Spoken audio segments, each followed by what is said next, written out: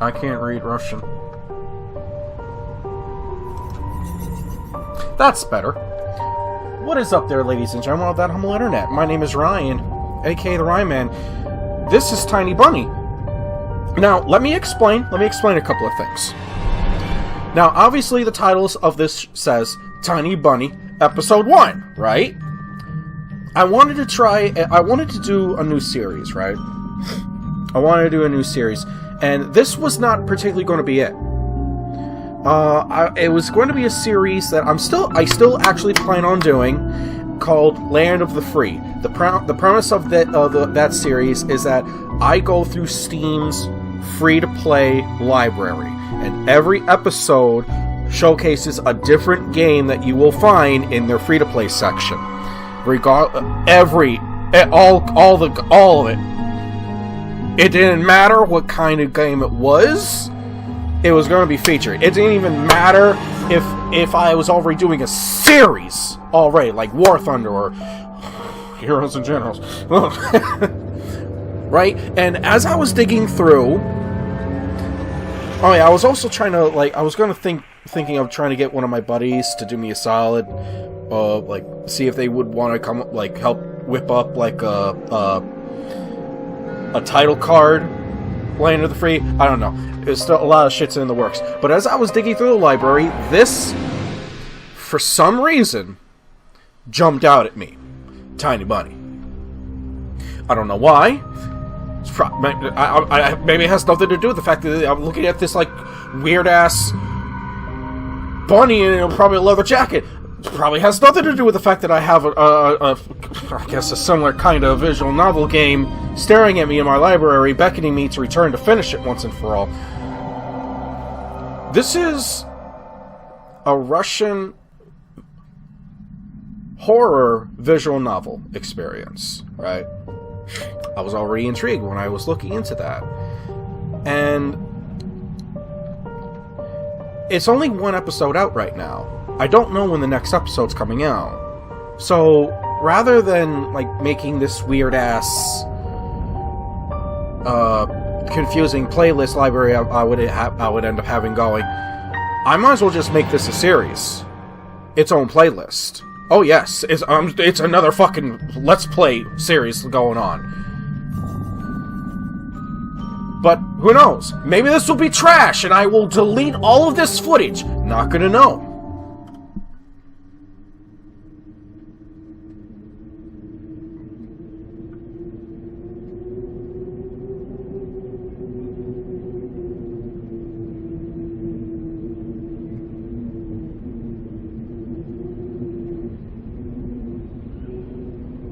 The wind clawed at my window all night long. It wandered the fields and howled like a hungry beast. I hear shit in the background. An endless song, weaved from all sorts of voices. Shrill, gentle, sneery, twin in the air. They were shouting and laughing. Ooh, I noticed that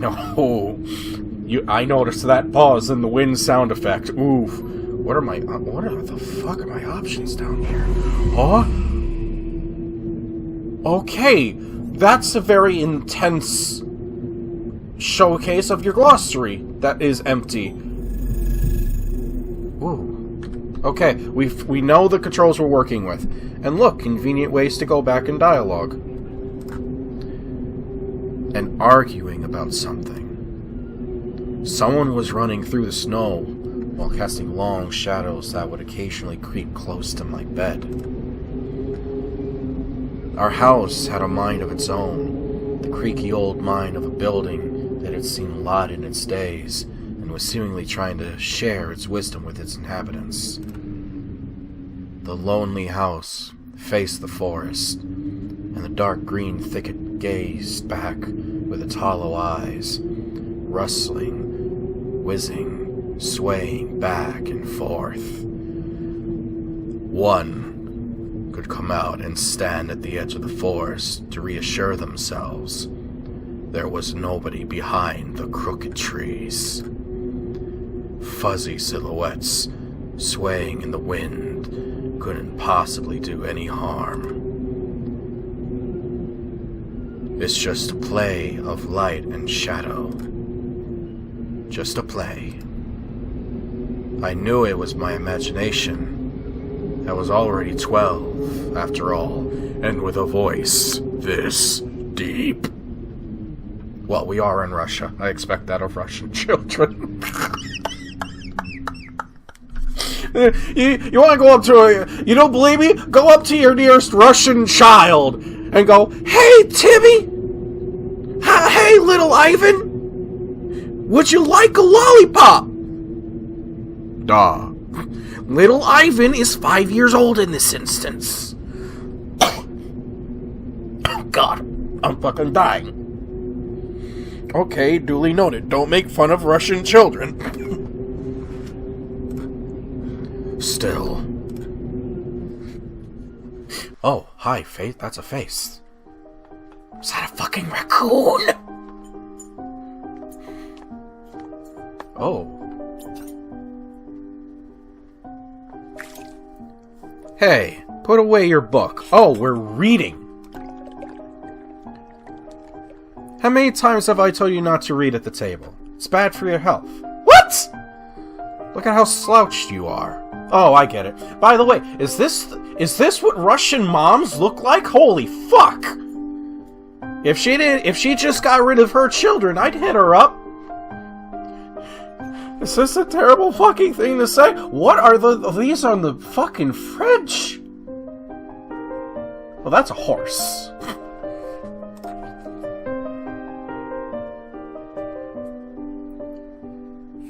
What? What? Oh my god, we're interacting with our visual now. She eating Pop-Tarts? Fuck yeah! I will hide my book. I didn't protest, and put the book about Conan the Barbarian aside. Wait, what? Someone who reads Conan the Barbarian! I bet Mark does. Mark! Was the shit that I read before actually from Conan the Barbarian? What the fuck is that? Okay, yeah, I know it's a small Russian girl, but... I was stuck in a line I couldn't understand after reading it 3 times already. I do that all the goddamn time, but that's just because I'm a fucking retard. You have an excuse. You're fucking 12!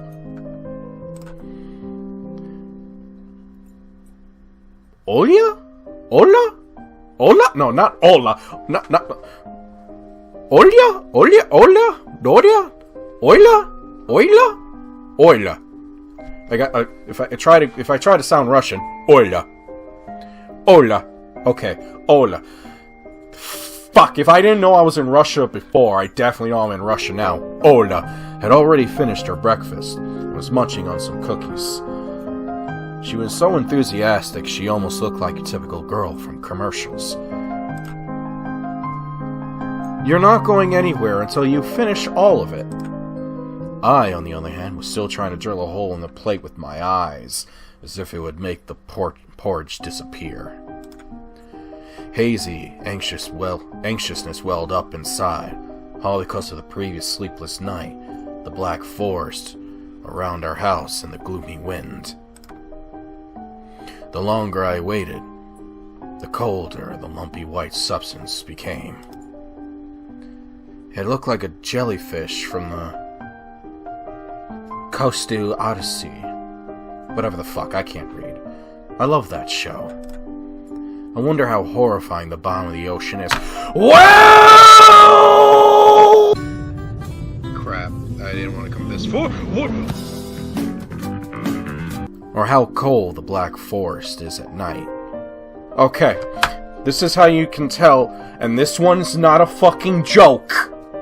This is how dark the black forest gets at night. Shut your eyes, and then cover them with both your hands. That is how dark the black forest gets. I actually had an ancestor who got lost in the black forest for like an entire year or so. That's not a joke.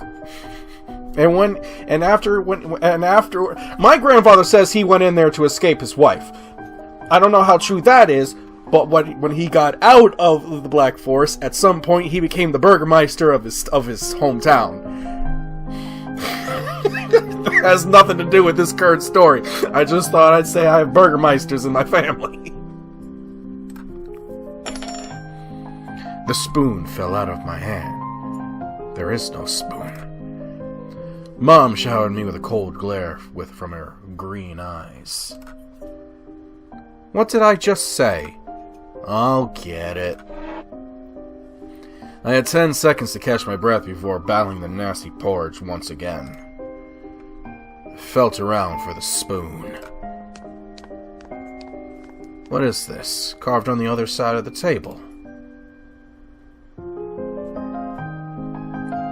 Karina.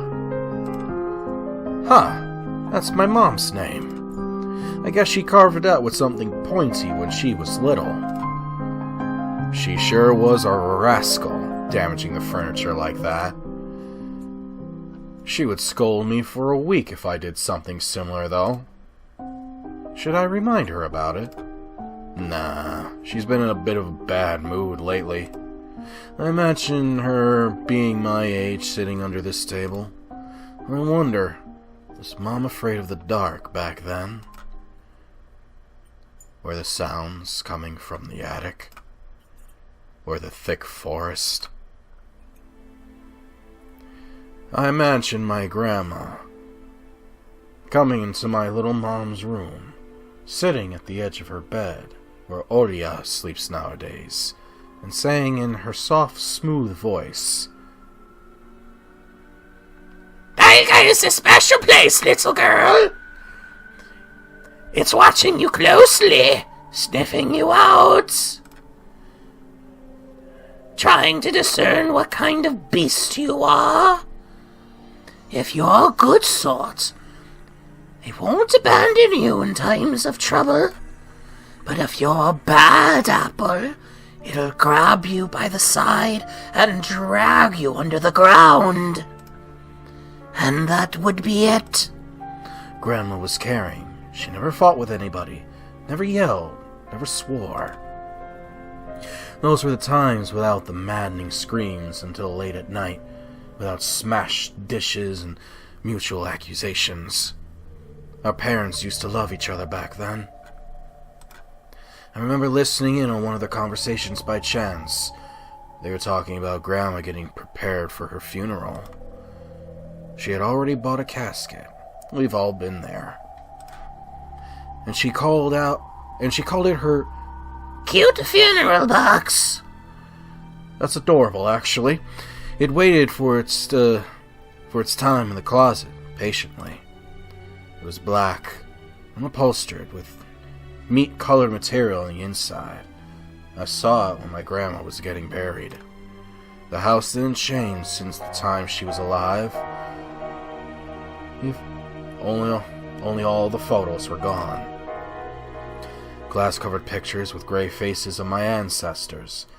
They'd all been dead, but watchful look in their eyes. I crawled out from under the table. Olia was done with her cookies, and was looking at my share like a sly woodland critter. I turned my gaze towards the frosted window. There was a lot of dark pines outside, but they didn't grab my attention. Not now, War Thunder! The pattern of frost formed a picture on the glass. It's a fox. I said it was a raccoon. Look. I never claimed to be a smart man. Olia, look. It's a fox. Where? It looked almost like those optical illusion thingies that they put on the back of students' notebooks. A mixture of lines at first glance, but if you blur your vision just a little bit and look under a certain angle. Not outside, on the window. Look. here's the nose, and here's shit. Hey, eat up. Yes, yes. Just a moment, Mama. I don't see anything. Hurry up, there's not much left. Ah, there it is. But it still doesn't look like one. It looks like a raccoon! And I'm telling you it does. Nuh-uh. It does. Stop it. These kids, I swear. Now I couldn't see the fox either. It disappeared. Went away. Only the frosty patterns, similar to stretched out netted leaves, kept creeping up on the glass. My dad entered the kitchen with long, measured steps. I want to have a beard like his when I grow up. Mom would always ask jokingly, "Come on, shave it off, it stings." This was so long ago. Nowadays, rumbling doors and witty comebacks were an everyday occurrence. Olia always covers her ears whenever she hears something like that. What's the point in all this? Through the wall. It's all for your sake, Dad would reply. For the sake of our family. Family. I always caught every sound of fear of hearing those most dreaded, the deadliest word that started with a D. D-I-V-O. I don't even want to finish it. It was scary to imagine that me and my little sister could be torn apart and taken to two different families. Anyway, your fox is nothing. I have an owl on my window. You and your owl talk again. You said you believed me just yesterday. Has anyone seen my car keys? I remember leaving them on the windowsill. I don't know what accent that was. Oh, now I will write up my apology letter to put in later. Right. Maybe you did, and maybe not. You're a grown man, father of two, and still... Karina, please stop. Just let me get ready in peace. Your keys are in the basket near the phone. Well, thank you very much. Anton, stop making a martyr of yourself and finish eating already. And the owl? There was no owl. But there was one. It had giant glowing eyes. Jesus Christ, what the fuck? Olia sprung from her chair and placed her hands on her little face, imitating a pair of eyes with her fingers, the size of an apple each. Last year you had...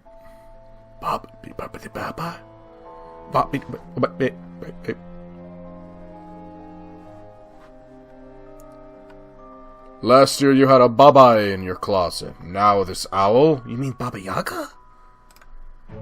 But I saw it. Olga shifted her gaze back and forth from from Dad to Mom to me, but couldn't find any support. Have you thought about befriending it? You know, like feeding it with imaginary mice? Don't bully our girl. She's just afraid to sleep alone because she's still little. Olia pouted her lips in rebellion and rushed into the hallway. The staircase that led to the second floor creaked. Mom gave Dad a strict look. Oh, Jesus Christ! Oh, that look in her eyes. It's so uncomfortable to be pinned under it. Dad just snorted in reply and left, ringing with keys he just found. A minute had passed, and the theme song from The Little Mermaid echoed through the house. It was stored on incredibly worn-out cassette tape, which Dad already had to glue together once. It's so easy to fix objects, by gluing them back together, for example. But how do you fix a relationship? Okay, a 12-year-old boy doesn't have thought... Okay, you are going to annoy me, War Thunder. Go the fuck away. 12-year-old boy shouldn't be talking like this. How does a 12-year-old boy know these words of the Russian lexicon? Mom moved to her living room and I was left alone, anxiously stealing glances at the window. That is a very scared-looking child. Jesus Christ, on a bike. Olia had trouble sleeping ever since we moved to this house. She would toss and turn or curl up into a ball under her blanket. Sometimes she would jump out in the middle of the night and turn on the VCR. Cartoons helped take her mind off all the troubles we had with the move and our parents. What? Why? What? What was that? What? What was that? What? That was... What? I'm sorry. What? What? And then Olia said that she saw the giant flying monster outside her window. She became obsessed with it. Our parents did everything in their power. They tried every little trick to get rid of these ridiculous fears. Olia refused to sleep alone and didn't believe that the owl was just one of her nightmares. After tonight, I was unsure what to make of my sister's words, what to think of it myself. Can nightmares be infectious? Just last night, I couldn't get a wink of sleep and ended up thinking of what to expect in my new school. Music! Chill the fuck out! That's a cat. There were a couple of days left. What the fuck was that? What the fuck was that? That.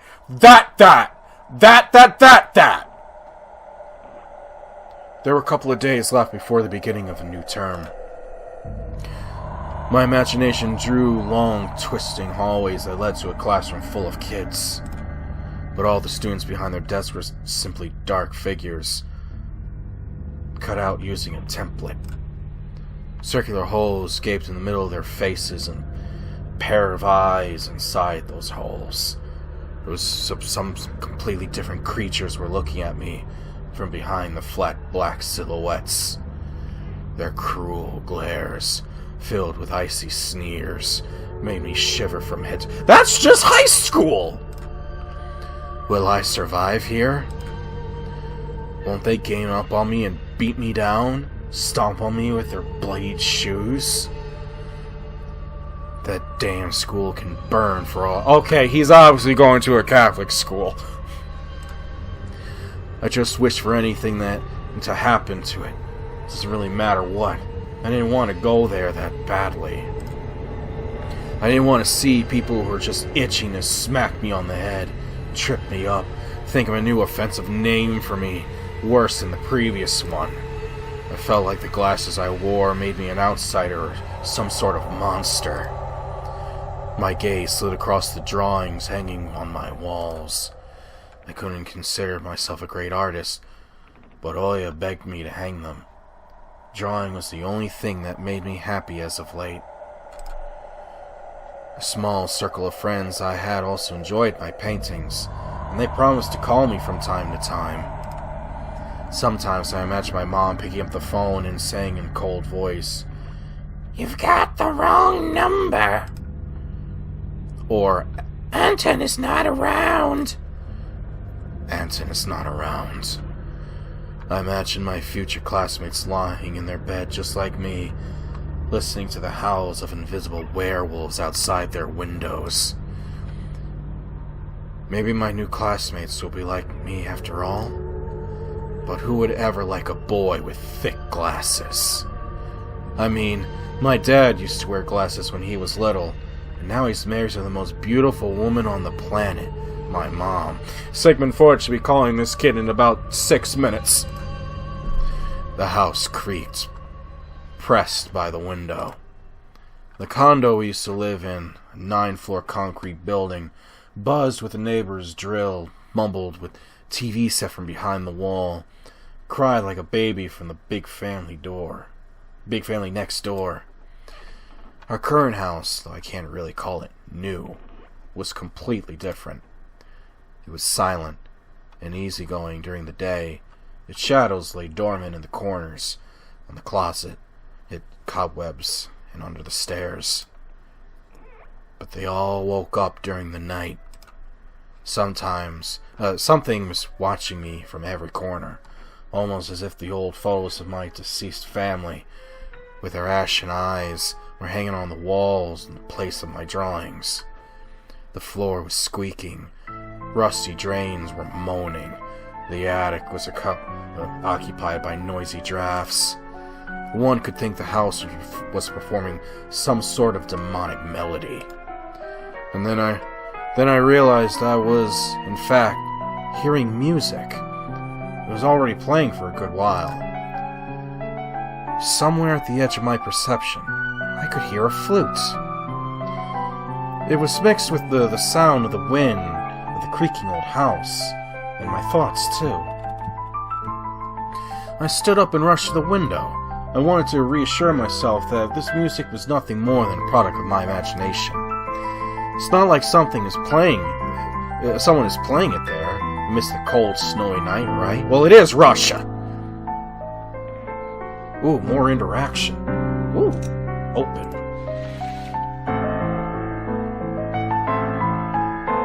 What the fuck? Someone was dancing in the fields.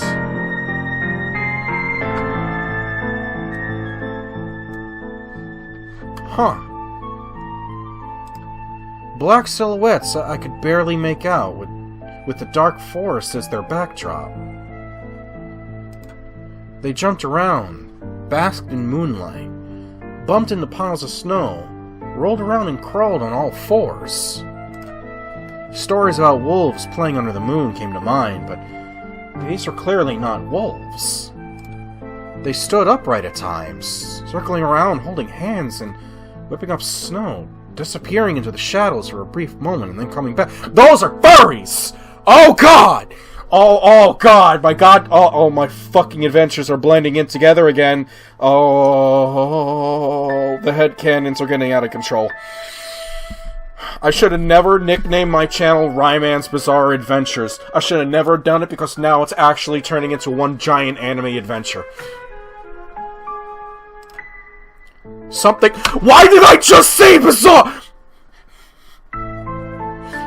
Some kind of bizarre adventure was going on here! Shadows dancing in the starless abyss made my imagination go wild, making me anxious at the same time.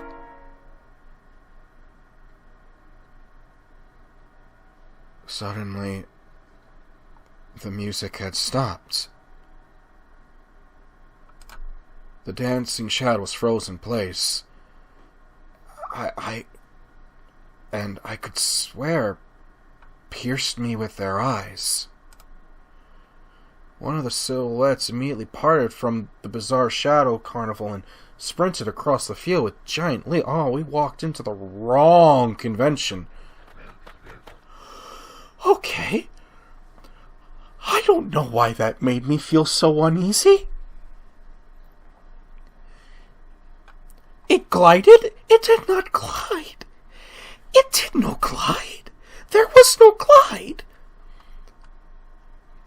It glided on squeaky snow without leaving any prints until it was devoured by a pitch-black shadow of my house, which became even darker and thicker. My heart was jumping around like a bird inside a cage. Okay. I shut the curtains with a swift motion and stepped back towards the bed. They saw me. A freezing torrent of fear washed over me. I stood in the middle of a perfectly dark room and listened to some unwanted guests move and scrape around, looking for an entrance. The sound moved to the right, then circled around the house. Now my guests should be at the front door. I jumped into bed and covered myself with a blanket as if it could protect me. The shackles of fear locked my muscles. This is awesome fucking writing, I love it!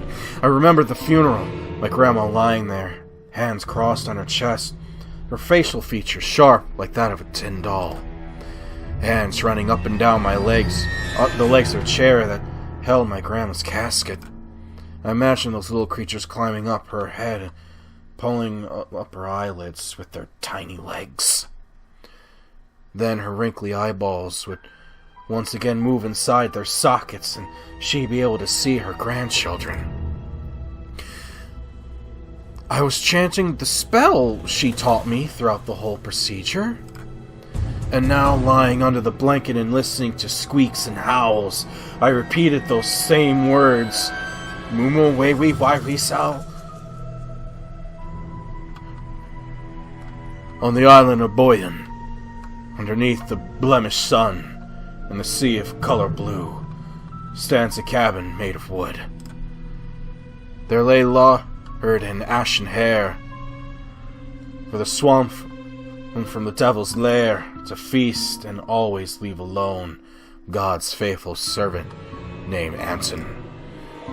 Evil will leave this house must, ashes to ashes, dust to dust.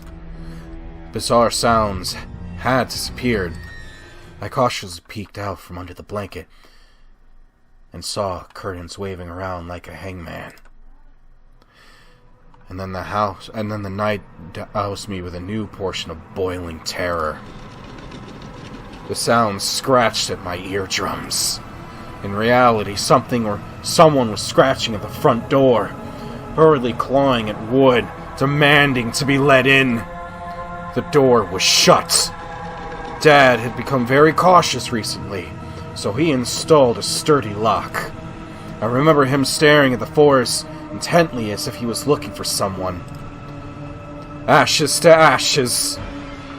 Dust, that's a fucking window breaking!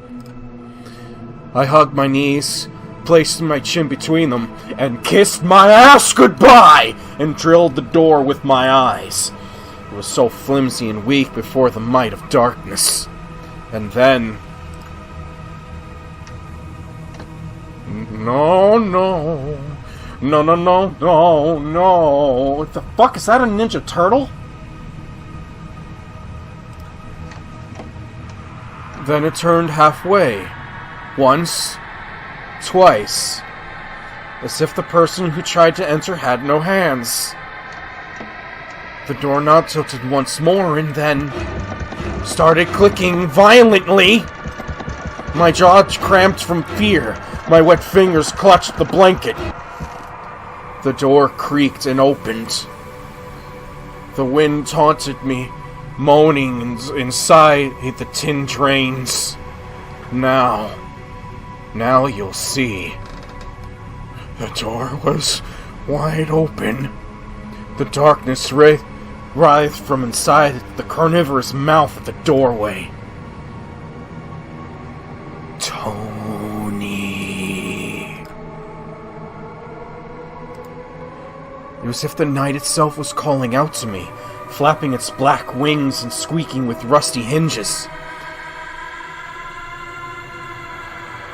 I was trembling, ensnared by the web of darkness that hung in the corners of my room, waiting for the one who weaved it to come out of the gaping black hole.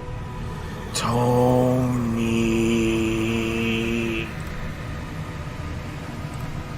My abdomen tightened and my chest rose up, ready to exhale a desperate scream. But before I was able to do anything, the darkness asked me, Tony, you asleep? I'm now going to put away my shotgun.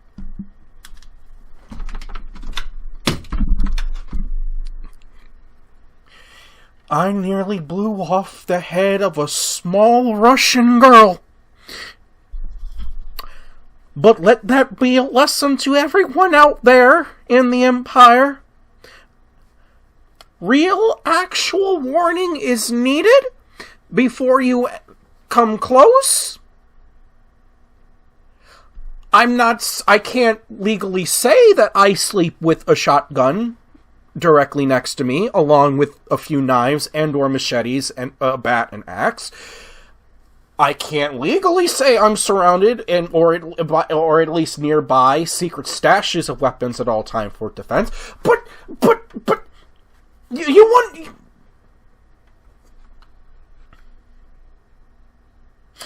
My sister's pale face protruded from the thick shadows. I almost screamed from relief.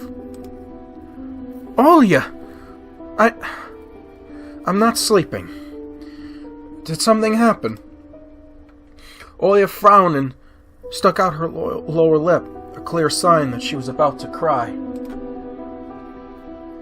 It's there again, staring at me. Menacingly! Shoo her away, Tony, please. I'm so scared.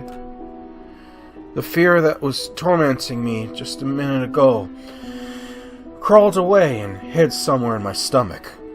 I needed to calm Olia down. It was just a dream, silly. Don't be scared. Dreams don't bite. No one's going to harm you. Olia sobbed. She was trying her best to believe me. But was I sure myself? I have an idea. Sleep with my gun. Let's... I now hereby swear that I will protect this child, give her head pats, tuck her in, and sing her the lullabies of my people. With guns! Now let us go to your room and watch the video. Sleeping Beauty, for example. You like that cartoon, don't you? Why does the Sleeping Beauty have a prince, and I have this scary bird? That's a fucking philosophical question if I've ever heard one. That question took me by surprise. Alright. Let's watch Cinderella. My thoughts became tangled, fuzzy. What was that? As I look over... Oh my god, I've been reading this for like over 40 minutes?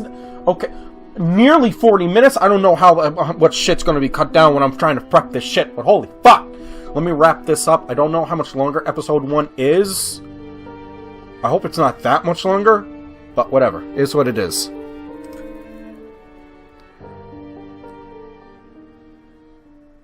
What? What studied me with its eyes while dancing fiercely under the moon? What? The darkness was clinging to the window, and it couldn't be fooled by Grandma's old chants. It couldn't be satisfied with a feast of lard and long ashen hair. Tony, you coming? Yes. Yes. Just a moment.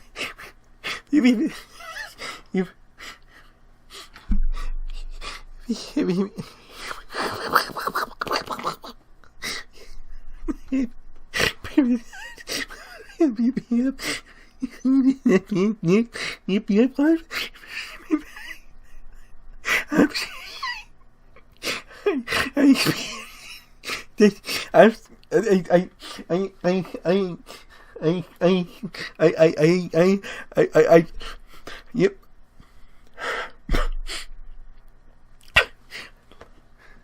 Where's my Arisaka rifle? Let me. There you are, girl. Come here. Here you are. I'm gonna hug this for a second. Okay.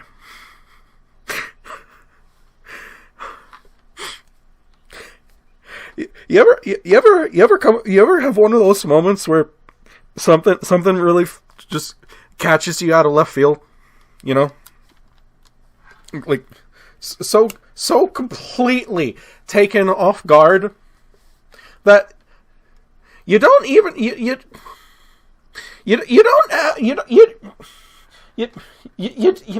don't really have time for your brain to like formulate any words or reaction.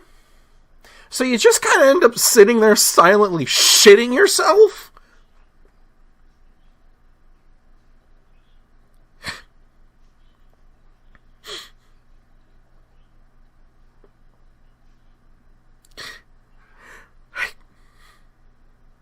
I'm gonna go now. Yeah, I'm gonna put that down there. I'm gonna go now. Yeah. I don't know how much longer episode 1 is, but I'm already like over. I'm definitely over 40 minutes now.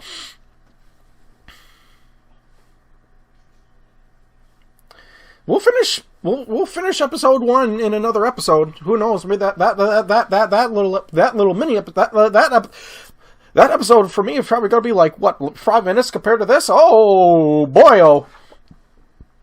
But we'll play, the next time we do this, we'll finish episode 1, no matter how long it takes. Span anywhere between 60 seconds to like 6 hours, I don't know. I gotta go process that. Is that how I die? Is that how I die in real life? Is like the furry community is just gonna finally have enough of my shit, and they're just gonna first they're gonna come out and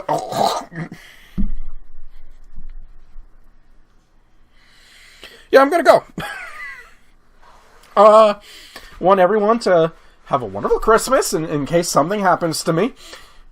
And why does it write to me such so? Yeah, okay, I'll override it. Fine, that's cool. That's fine. How many save slots do I need?